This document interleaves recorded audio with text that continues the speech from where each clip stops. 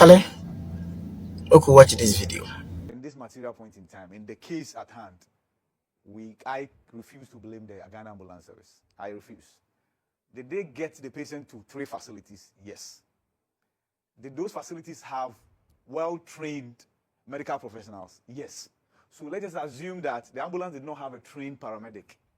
Was the patient sent to a facility or not? The answer is an emphatic yes. So the deficiency of the ambulance service, the deficiency of the paramedics could have been curbed by professionals showing up. The first port of call was the police hospital, and that's what breaks my heart. Because if the gentleman had died after the hit and run incident, guess which people will have gone for the body? Police. And then they will have taken him to the mortuary at the police hospital. And they will do investigation because they hit and run. But for some strange reason, when the gentleman got there, and it's something that the doctors will avoid. You see, boys, when we are talking, they talk about body count. The doctors also have something called body count. And what do I mean by that? The number of people that have passed away or on in your hands. And so sometimes, because no doctor, no medical professional wants to have a very long or tall list of people who have died in their hands, when they take a casual look at your situation and assume that you might not survive, they want to wash their hands off you. No bed. Again, the facilities, when you are within a facility for more than 5 minutes and you die, it is clocked as you haven't died at that facility. Right. Facilities want to also avoid that. And as a result of that, they look at you and they go like, no, let's pass the back on to another facility. Unfortunately, that has claimed many lives than we could have recorded. So I think the medical professionals, the Ghana Health Service, and the system in its entirety will have to take a second look at that principle of the number of people who have died in the hands of a medical doctor and using that as a KPI to measure how good you are or how terrible you are. And again, facilities and how many people have died there. Because given the system we are running, even though you're supposed to encourage them to be very professional and ensure that they give up their best to save you, they sometimes are tempted to wash their hands off you. Because even before examining you, they assume that your injuries are too fatal, that you might not survive. What the report is telling us is that this gentleman, as you related to, died because he could not get medical attention at the right time.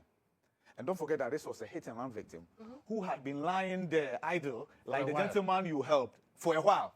Because the one who knocked him with the vehicle was not human enough to say that, let me try and save his life.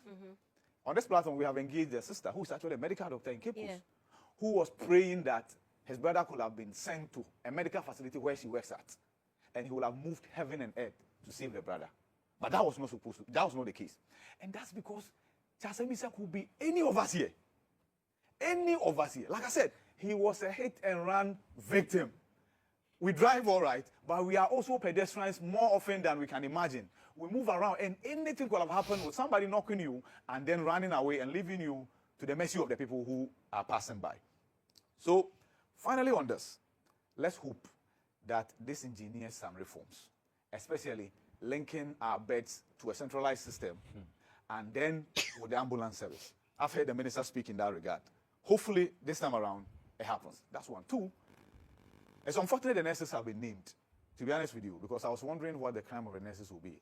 A nurse does not make a determination as to whether a patient is accepted at a facility or not. That's not the work of a nurse. There was somebody in authority who ought to have given the directive that bring him from the ambulance, let's take him to the ward, an emergency ward, and even treat him on the floor.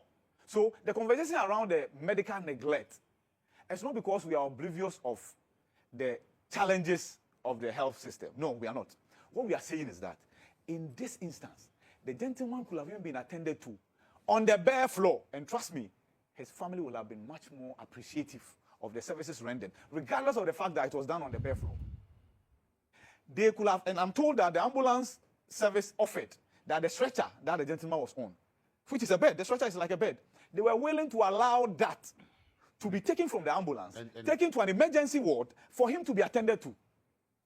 That offer was not taken on board. When they go to Kalebu, at the point they told them to go to UGMC, and the ambulance driver said, no, we cannot subject this patient to this much torture. And so, for minutes, if not hours, they were parked at the Kalebu Teaching Hospital. It had to take when they realized that he had seizures for a medical doctor to come and certify that the man was dead. For that one day, the medical doctor was able to walk onto the ambulance and say that the man was dead. So like I said, yes, for the nurses, I don't understand why the blame is on them. Because somebody needed to have made that decision that bring him. And then if indeed the nurses will have said, we will not attend